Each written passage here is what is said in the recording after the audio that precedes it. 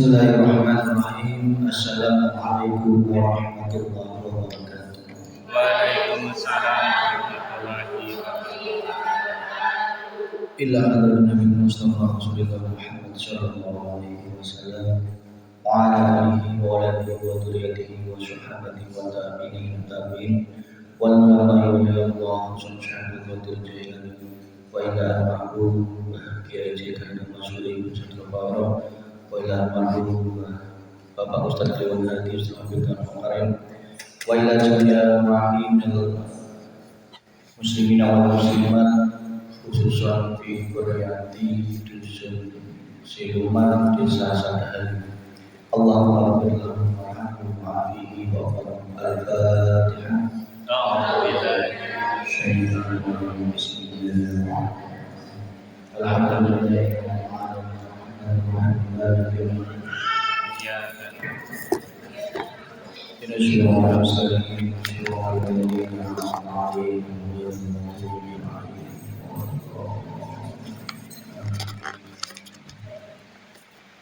Alhamdulillahirabbil alamin alhamdulillahi ala ni'matihi alhamdulillahi ala ismihi asyhadu an la ilaha illallah wa asyhadu anna muhammadar rasulullah Allahumma shalli ala sayyidina Muhammad wa ala ali sayyidina Muhammad.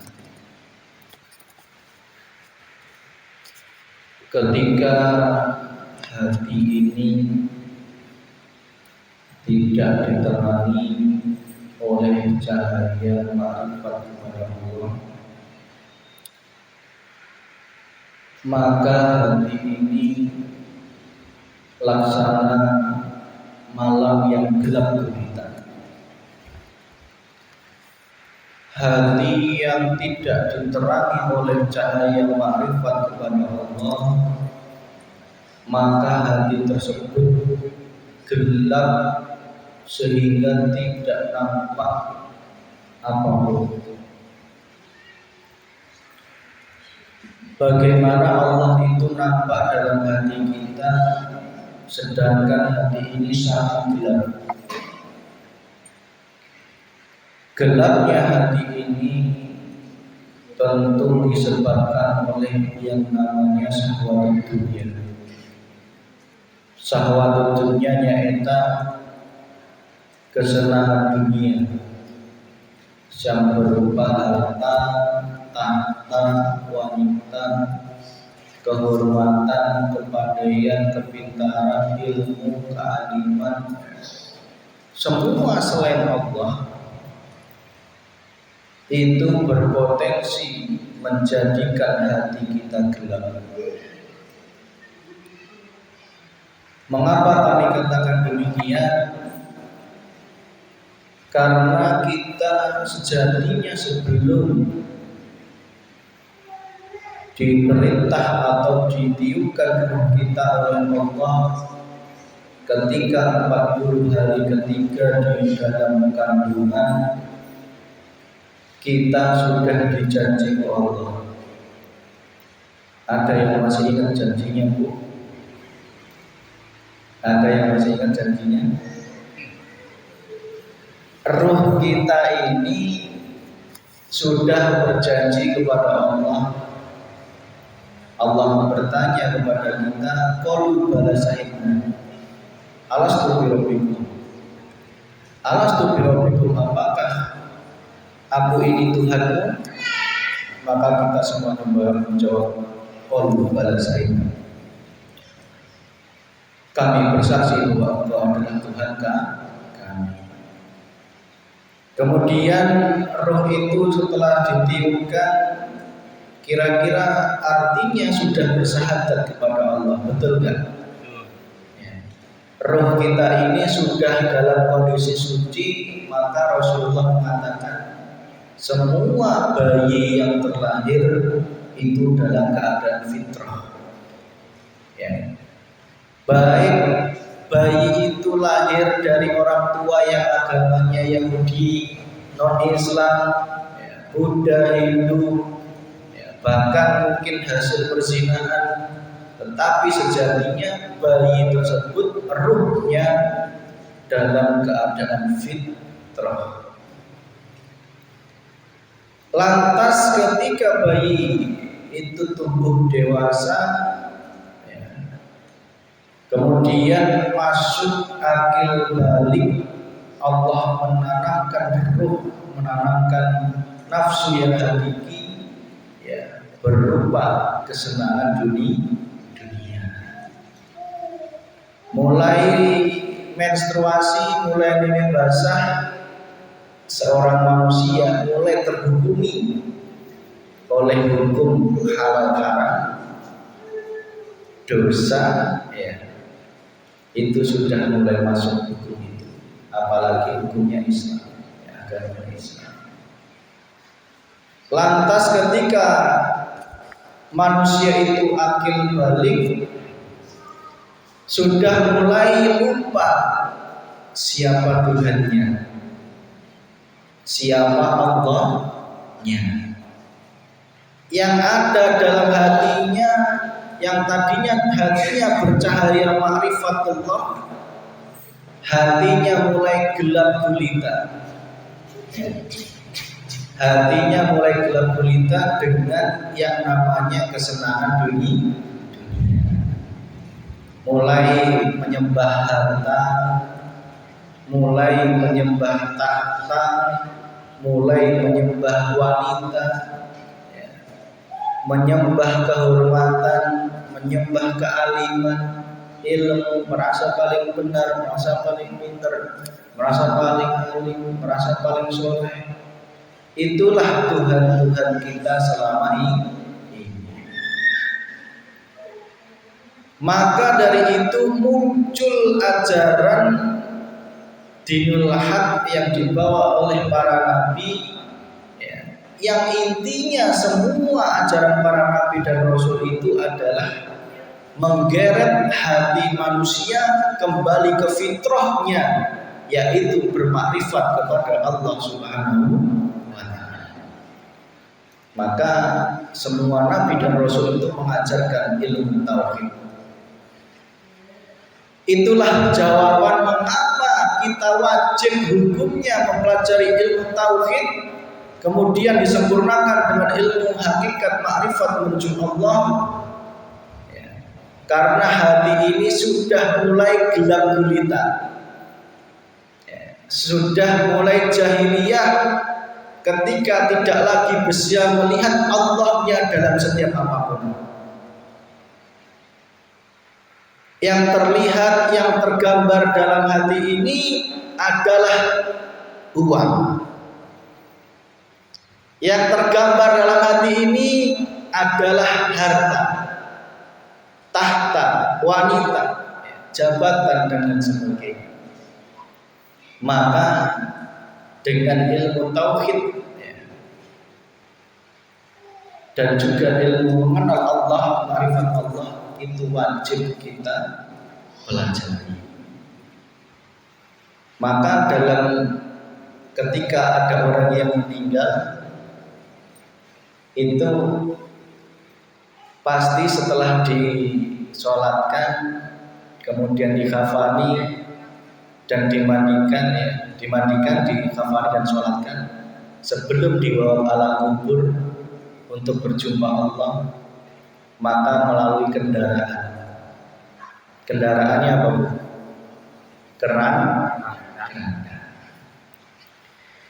Keranda kita untuk bisa berjumpa Allahnya eta Islam, yang dibungkus kain hijau yang bertuliskan la ilaha illallah, dibawa oleh 4 orang, yaitu syariat, thariqat, hakikat, ma'rifat menuju Allah Subhanahu wa ta'ala. Maka penting lamun keranda eta hanya syariat unggul atau 1 orang yang membawa, kira-kira bisa tolong lempang ke kuburan. Wah, berat. Lamun bisa pun berat. Lamun 2 jomplang, nggih, betul. Lamun membawa cuma 2 jomplang, ya. Kalau kita hanya berhenti di syariat dan thariqat, maka jomplang. Maka disempurnakan dengan hakikat. Hakikat pun juga belum cukup. wajib disempurnakan untuk mempelajari ilmu makrifat kepada Allah. Maka ilmu makrifat itu tidak ilmu yang tinggi-tinggi, tidak. Itu harus segera dibuka di umat agar umat hatinya kembali keluar dari alam yang gelap menuju alam yang terang benderang. Dengan cara apa? Kita semakin mengenal Allah. Maka di pelajaran yang dulu kalau masih ingat apa? Ya ayyuhalladzina amanu udkhulu fis-silmi kafah. Masuklah engkau ke dalam Islam secara sempurna. Sudahkah kita bersyahadat? Di bibir sudah, di hati sudah, amalannya sudah. Sudahkah kita sholat secara raga dan secara batin juga sudah kita laksanakan? Ya, itu semua ada ilmunya sehingga makrifat kita kepada Allah bisa sempurna ketika syahadat kita sudah betul. Asyhadu alla ilaha illallah, betul-betul buang semua Tuhan-Tuhan selain Allah dalam hati ini. Sehingga yang muncul, yang nampak, yang cahaya terang benderang, yaitu cahayanya Allah. Bukan duit, ya, bukan bangunan, bukan tanah, bukan apapun. Termasuk suami kita, itu bisa jadi Tuhan kita. Lantas bagaimana caranya agar dibuang semua Tuhan-Tuhan dalam hati kita? Caranya gimana?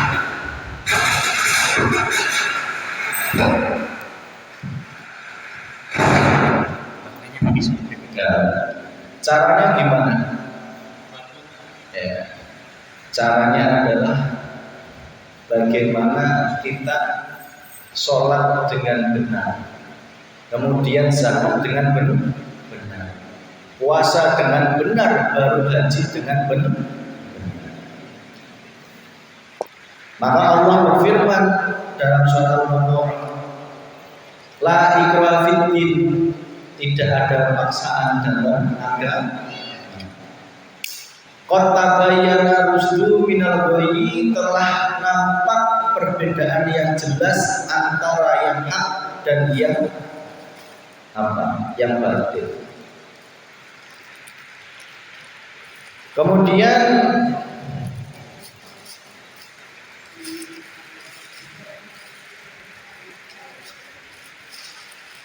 faman yakfur bit-taghut wa yu'min billah, siapa-siapa yang yakfur, mengingkari taghut dan beriman kepada Allah, faqad istamsaka bil urwatil wuthqa, maka mereka sungguh telah berpegang teguh pada tali agama Allah. Wallahu sami'un alim. Allah Maha mendengar, Maha mengetahui. Masih bisa?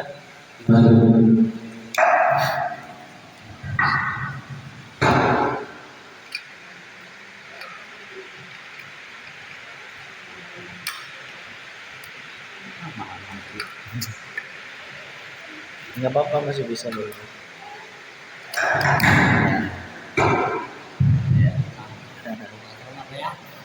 Baterainya habis.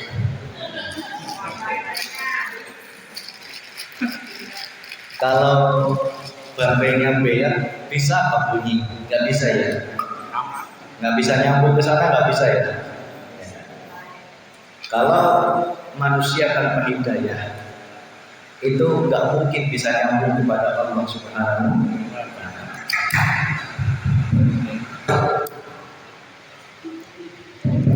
Ini mic-nya banyak banget ya.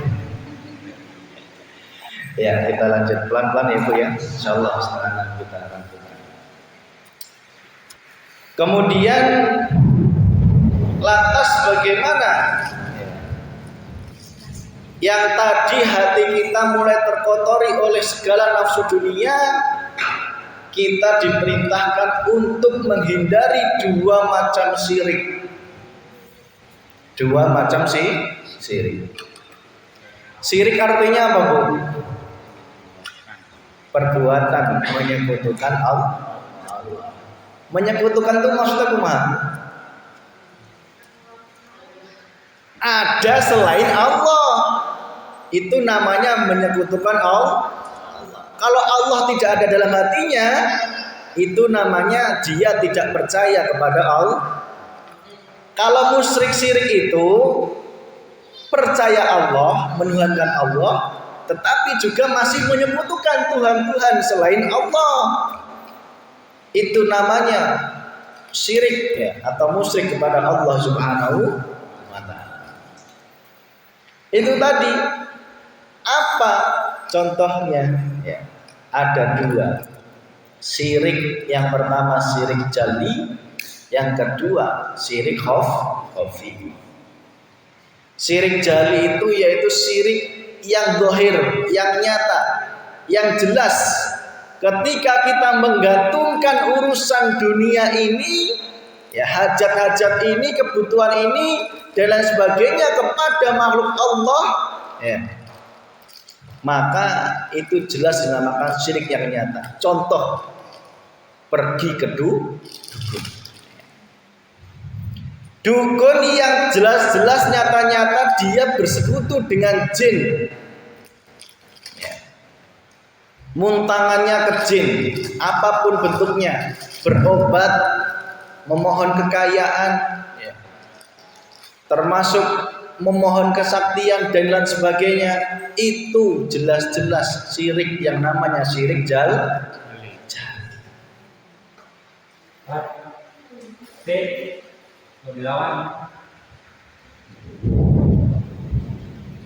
Ayah,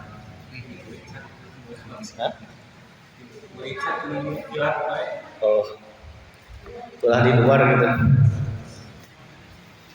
Syirik yang pertama syirik jali itu harus betul-betul kita jauhi.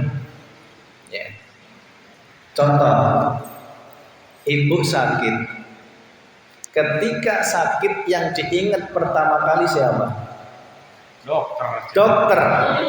Berarti Allahnya nomor sekian. Itu sudah termasuk syirik jali, syirik yang nyata. Apalagi ketika sembuh mengatakan, alhamdulillah penyakit saya sembuh karena dokter. Itu sudah termasuk syirik jali. Apa nggak boleh Mas pergi ke dokter? Boleh. Caranya gini, ketika sakit ingatlah dulu Allahnya. Yang memberikan saya sakitnya itu Allah. Berarti yang bisa menyembuhkannya itu Allah. Caranya apa? Sadari dulu dosanya. Karena semua sakit itu penyebabnya adalah 5 kasabat aidinas, yaitu perbuatan dosa tangan manusia itu sendiri. Kemudian dari dosa Allah menurunkan, tiba-tiba kok yang biasanya nggak makan santan jadi sakit perutnya, ya. Atau enggak Allah dari dosa ini menggerakkan jin untuk menyantet, itu juga bisa. Jadi sakit itu bukan karena jin yang nyantet, bukan makan santan, bukan makan lombok, bukan makan apa? Yang bikin asam urat itu apa? Ketan, bukan. Itu hanya lantaran yang digerakkan oleh Allah agar kita sakit yang muaranya dari dosa yang belum kita istighfarkan. Ketika sudah sadar dosanya, maka apa? Kita memohon petunjuk bagi Allah. Ya Allah, ampunilah ya Allah dosa saya. Sadari satu-satu dosa yang mana yang luput. Dosa terhadap manusia minta maaf, dosa terhadap Allah minta ampun, dosa terhadap harta keluarkan harta itu. Kalau yang kemarin sudah dibahas sedekah itu ada zakat, infak, wakaf, ya. maka mbok-mbok ada kenikmatan yang lupa belum disyukuri, segera keluarkan, karena sedekah apapun bentuknya itu dapat mencegah 700 murkanya Allah Subhanahu wa taala. 700, Bu. Sedekah bonteng hiji bisa mencegah 700 murkanya Allah. Sedekah mobil 50 mencegah 700 murkanya Allah. Yang membedakan adalah ikhlas lillahi ta'ala. Minta petunjuk kepada Allah, ya Allah, kemana saya harus berobat, ya Allah, berilah petunjuk. Tiba-tiba terbesit dalam hati, muncul, kamu gak usah ke dokter, cukup pergi ke warung beli bodrek, insya Allah mari. Itu namanya sembuh karena ridho Allah Subhanahu wa ta'ala. Lain halnya kalau kita sakit ini ke dokter dulu, maka kita hati pasti mengatakan, sembuh saya karena dokter, bukan karena Allah. Kalau kita digiring oleh Allah pergi ke dokter kok sembuh, hati harus bermakrifat kepada Allah, pentokkanlah, tajalikan, yang menggerakkan saya ke dokter dan yang memberikan ilmu dokter dan yang memberikan manfaat kepada obat itu ya Allah. Hati harus nyampe kepada Allahnya. Jangan hanya berhenti di obat, jangan hanya berhenti di dokter. Itu kalau hati tidak mentok kepada Allahnya, masih hati ini menyembah selain Allah, yaitu berupa obat, berupa dokter. Gampang nggak, Bu? Gampang ya. Tapi banyak lupanya. Rata-rata ketika sudah sembuh, ya pasti lupa kepada Allah Subhanahu. Terus kemudian syirik yang kedua, syirik jali itu banyak, Bu. Intinya lamun orang muntangan kepada selain Allah. Contoh, kita merasa kita bisa hidup lamun di cukupan kusalaki, eta juga termasuk syirik yang nyata, bahwa kita merasa yang maha pembawa rezeki itu yaitu suami. Lantas caranya bagaimana? Mentok kepada Allah. Lamun suami enggak digerakkan ke Allah bisa embret. Terus kemudian kesehatannya dicukupi, ya kepandaiannya, lamun begitu moal bisa menang rezeki ku Allah Subhanahu wa taala. Maka syirik jali itu adalah syirik ketika kita masih menggantungkan segala urusan kepada selain Allah Subhanahu wa taala. Apalagi bersekutu dengan jin, ya, bersekutu dengan iblis, bersekutu dengan dajjal, itu sungguh laknat Allah, ya, sungguh laknat Allah. Apapun godaan hawa nafsu, ya, jangan pernah pergi, ya, pergi atau muntangan kepada orang yang senantiasa dia bersekutu dengan jin, ya. Baik punten ya, jin khodam, ya, maupun jin kafir. Karena jin khodam itu juga masih makhluk. Yang kedua, syirik khafi, syirik lembut. Syirik lembut itu ketika kita menuhankan diri kita ini, Bu. Contoh, muncul merasa paling benar, merasa paling pinter, merasa paling suci, merasa punya ilmu. Padahal ilmu itu sejatinya dari Allah.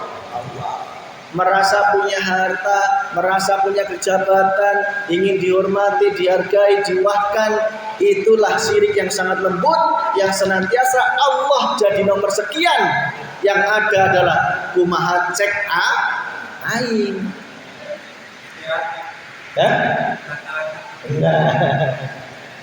Maka ya mohon maaf, caranya bagaimana membunuh semua musyrik itu?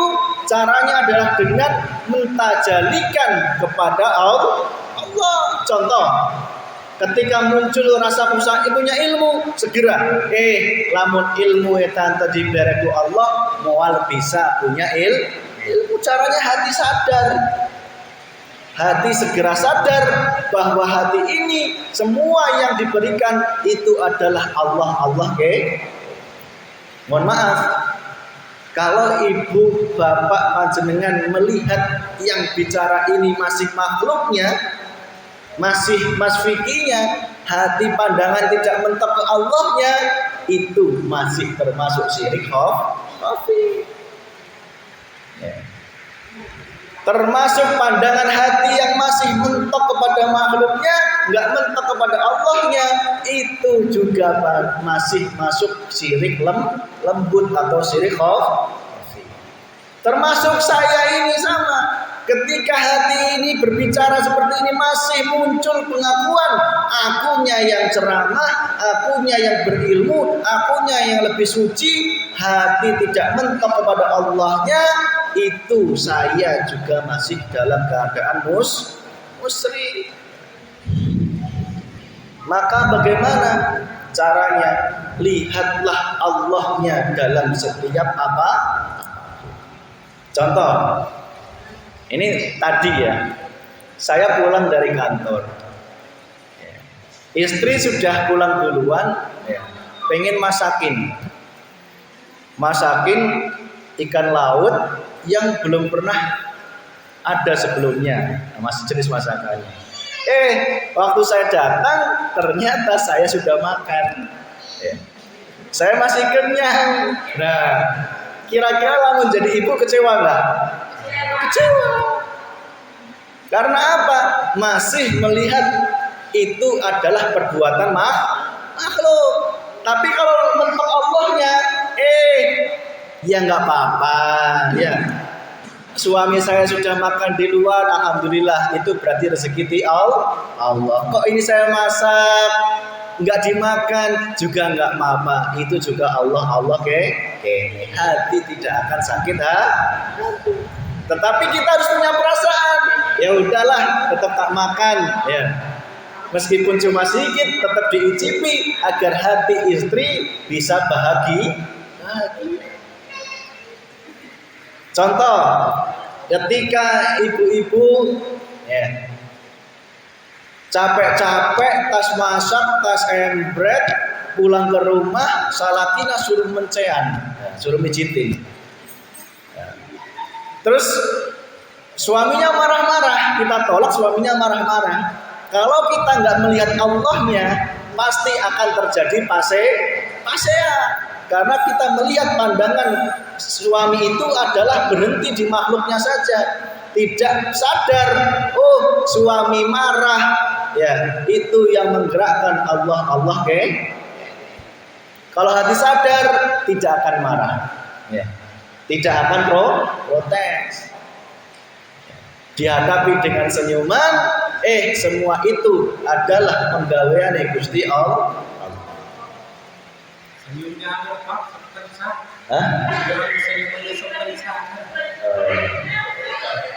gitu ya. Gampang Bu. Lamun rumah tangga itu kuncinya satu. Bahagia dunia bagi akhirat, keluarga sakinah mawaddah warahmah, kuncinya cuma hiji deui. Apa itu? Makrifat kepada Allah. Makrifat kepada Allah tuh lihatlah Allahnya, maksudnya gitu loh. Suami marah, lihatlah Allahnya, dikasih uang dikit, lihatlah Allahnya, dikasih uang banyak, ya lihatlah Allahnya. Jangan engkau lihat makhluknya. Tidak akan terjadi masalah. Ya. Maka ketika melihat Allahnya, suami pasti pertama kali yang minta maaf. Ya. 3 detik harus segera minta maaf. Sering kita sampaikan dulu. Kira-kira harus diamalkan enggak? Bapak-bapak ya. Karena saya tak suruh minta maaf bapak-bapak. Enggak. Cuma langsung dimaafkan enggak? Ya dimaafkan. Nah. Tapi musan. Jadi kunci rumah tangga biar awet agar sakinah mawaddah warahmah itu makrifat. Mengenal Allahnya, lihatlah Allahnya. Suami marah, lihat Allahnya. Istri marah, lihatlah Allahnya. Segera minta maaf. Sebagai suami harus segera minta maaf. Karena apa? Wanita itu maha benar dengan segala perkataannya. Kita ngomong A di debat B, C, D, ya, nggak mau kalah, ya. Maka yang benar suami harus ngalah. Jangan menuntut istri itu untuk minta maaf, mual bisa. Ya. Nah, betul. Ketika suami 3 detik segera minta maaf, jangan berlarut-larut, jangan nunggu 3 hari, 3 detik segera sadar dan minta maaf. Itu berarti tanda hati sudah bermakrifat kepada Allah. Kecuali gini, mualdek iya, ayo minta maaf, sukan gue lalu lebaran, etak hati yang gelap gulita tidak bermakrifat kepada Allah. Angat gengsi, mana kenu hirupan aing ya? Ya, mana kenu hirupan aing ya? Itu muncul gengsi, gak mungkin mau minta maaf. Minta maaf sudah, istri harus segera memaafkan. Kalau istri nggak segera memaafkan, sama berarti istri tidak bermakrifat kepada Allah. Berarti istrinya masih dalam keadaan gelap gulita. Suaminya gesang, minta maaf lah. Istrinya enggak lah, enak temen, gampang dimaafin ya. Maka saya tawarkan solusi yang kedua. Minta maaf guys, bukan dimaafkan gini. Solusinya apa? Pamajikan dijunjung, ya, masukin kamar, kasih duit segepok, terus ditumpahkan.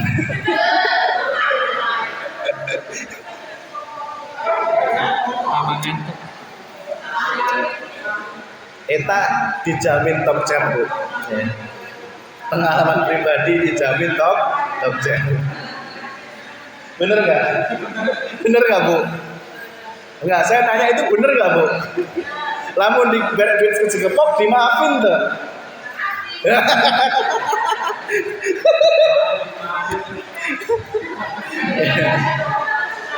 Berarti sang istri sudah menggadaikan Allah dengan segepok uang.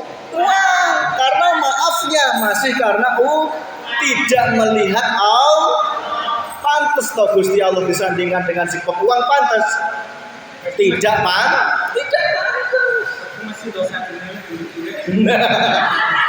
Masih dalam keadaan gelap gulita.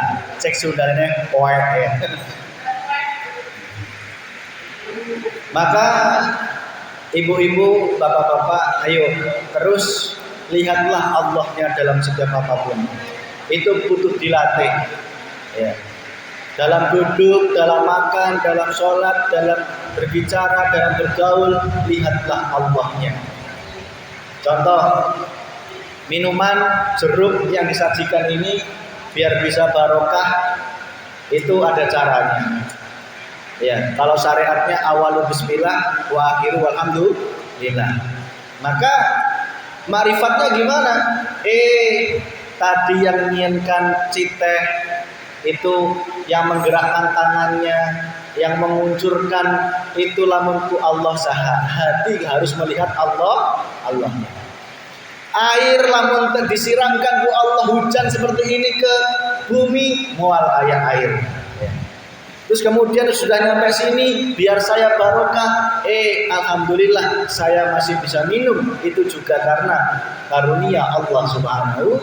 Itu yang namanya bermakrifat kepada Allah. Maka ada 3 makom. Agar makom tersebut bisa dicek sudah minad dzulumat ila nur, sudah keluar dari kegelapan menuju terang atau belum, bisa dilihat dari 3 makom. Makom nuka hiji kang aran makom muhadharah. Makomnya jalma umum.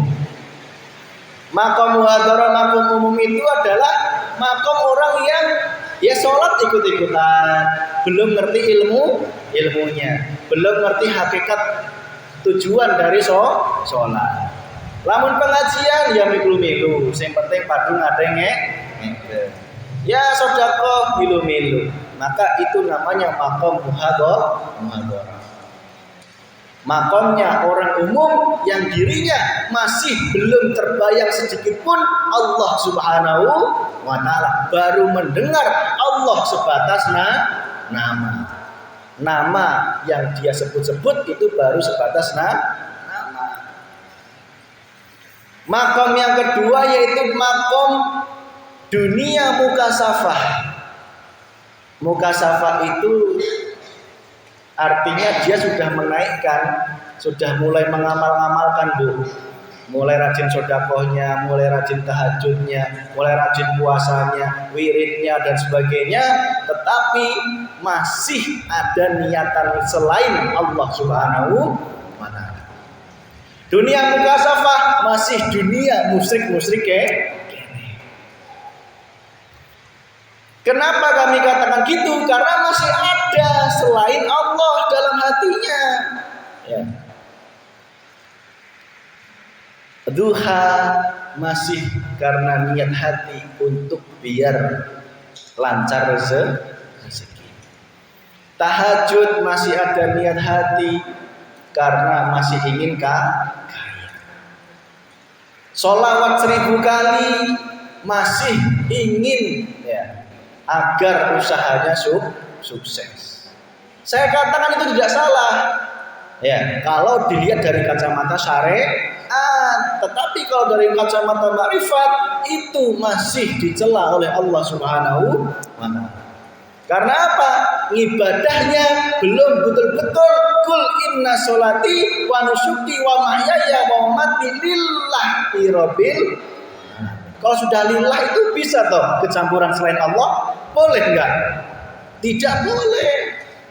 Ibadahnya harus ditujukan karena mencari ridho Allah Subhanahu wa taala. Bu, kalau pengen kaya itu tak ajari gampang. Enggak usah ke Gunung Kawi, enggak usah ke dukun, enggak usah ke mana-mana. Mau usaha laris tak ajari. Nek mau usaha laris ditulis Bismi Allah Ar-Rahman Ar-Rahim. Bismi Allahmanarrahim, Bismi Allahmanarrahim, terus dirajak itu namanya apa? Dibikin yang ditempel di tembok. Ya. Itu usahanya pastilah laris. Tetapi saya ajarkan gini, saya tidak akan tanggung jawab. Nek dunia wis laris, mungkin akhiratnya tidak akan engkau raih. Ya. Saya tidak mau tanggung jawab. Maka itu kita namakan masih dunia mukasafah, dunia yang masih penuh memusyrikan kepada Allah Subhanahu wa taala. Pengen sugih gampang, amalkan al-mulk kerajaan. Ya. Baca terus rutin istiqomah 40 hari, ya niatkan bukan karena Allah, tetapi pengen sugih pasti dapat sugih. Pengen dapat kesaktian, dapat kesaktian. Pengen bisa jadi nambah jamaah, bisa. Pengen bisa melihat leluhur, melihat para nabi, melihat para malaikat, melihat jin, melihat apapun, melihat masa depan, membaca hati manusia, bisa. Dengan mengamalkan apapun istiqomah niatnya, tetapi bukan karena Allah Subhanahu wa taala. Pasti jadi jamaah sakti, Bu. Ya. Bisa robohkan apa itu? Pohon pisang bisa, puasa apapun istiqomah ya 100 hari 40 hari 5 tahun, tetapi niatnya ingin mendapatkan kesakti ya. Allah itu Ar-Rahman Rahim, pasti dijabah, Bu. Diturunkan jin khodamnya, diturunkan digerakkan para malaikat agar apa? Apa yang diminta dikabulkan oleh Allah. Ya. Maka nggak usah heran kalau melihat orang sakti itu, nggak heran, itu masih berada di makom yang kedua. Ya, makom yang masih penuh menyekutukan Allah Subhanahu wa taala. Maka ayo saudaraku, naikkan makom itu menuju makom yang ketiga, yaitu makom musyahadah yang isinya hanya Allah Subhanahu wa ta'ala. Saya ibadah, saya hidup, saya mati, saya sholat itu lillah dari Allah, karena Allah dan hanya untuk Allah. Lantas bagaimana Mas kalau ingin berdoa? Dua cara. Kalau ingin meminta kepada Allah, dua cara. Dengan cara berdoa, ya Allah. Ya. Yang kedua dengan sholat hajat. Itu yang diperbolehkan oleh Allah. Kalau mau tahajud, ya tahajud saja. Ingin niatnya karena ridha Allah. Setelah tahajud, angkatlah tanganmu. Ya Allah, aku pengen sugih. Itu boleh di mata Allah Subhanahu wa ta'ala. Justru Allah senang. Beda lain halnya. Nanti malam mau tahajud, biar sugih. Itu beda. Niatnya sudah terkotori oleh selain Allah Subhanahu wa ta'ala. Hati-hati. Besok mau rajin duha, ben usahaku laris. Nah, niat inilah yang masih melenceng. Sing bener gimana? Duha aja, istiqomah aja, lillah. Sadar saya bisa duha, itu diniatkan oleh Allah, dikirakan oleh Allah, dan disolatkan oleh Allah. Sehingga setelah duha, angkat tanganmu, ya Allah, hamba mohon lariskanlah usaha saya. Itu sah. Kita ajari seperti ini. Maka ayo, semua yang ada di dunia ini, ya, Allah berfirman, Allahu waliyul ladzina amanu. Allah itu pemimpin bagi orang-orang yang beriman. Yukhrijuhum minadz dzulumat ilan nur, yang membawa hati keluar dari kegelapan menuju alam terang benderang. Kalau hati ini panglimanya Allah, yang dilihat Allahnya, yang kita rasa Allahnya, maka hati ini akan dibawa dari gelap menuju terang benderang. Lamun orang kafir bagaimana? Walladzina kafaru, dan orang-orang yang menyekutukan Allah, ya. Orang-orang yang ingkar kepada Allah, ya. Maka apa? Walladzina kafaru aulia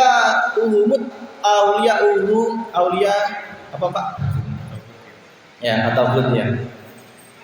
Walladzina kafaru aulia taghut, ya. Menjadikan, ya, yang dijadikan pemimpin dalam hatinya itu adalah taghut atau berhala berupa kesenangan dunia. Yang apa? Yukhrijunahum minan nur ila dzulumat, yang membawa hatinya dari cahaya yang tadinya makrifat ketika masih belum lahir menuju kegelapan. Apa? Kegelapan berupa musyrik kepada Allah Subhanahu wa ta'ala. Ya, 1 menit lagi nanti doa ditutup oleh beliau Bapak Ustadz. Intinya ayo, ya, bukalah hati, mohon kepada Allah agar cahaya makrifat ditancapkan dalam hati, agar pandangan hati ini mentok melihat Allahnya dalam setiap segala sesuatu. Itu apa yang dapat kami sampaikan. Mohon maaf apabila ada yang tersinggung, ada yang merasa tersakiti. Kami mohon maaf ya Bu ya. Ada yang tersinggung, ada yang tersakiti, ada? Nggak apa-apa. Tersinggung, tersakiti itu wajar. Berarti tanda hatinya masih hidup. Kalau tandanya masih hidup, berarti tanda bahwa orang itu akan jauh lebih baik. Ya. Itu tanda hati hidup. Lamun digaplek masih kerasa sakit. Lamun digaplek kerasa naon, kita arahna hatinya geus teu hidup. Itu ya. Mohon maaf. Ayo bersama-sama kita belajar. Bukalah hati kita, senantiasa kita bermakrifat, lihatlah Allahnya. Dalam suami lihatlah Allahnya, dalam makanan lihat Allahnya, dalam di ladang lihatlah Allahnya, dalam mencangkul lihatlah Allahnya. Sadar bahwa semua itu adalah Allah. Oke. Itu saja apa yang kami sampaikan. Kurang lebihnya dari kami mohon maaf. Akhir kalam, wassalamualaikum warahmatullahi wabarakatuh.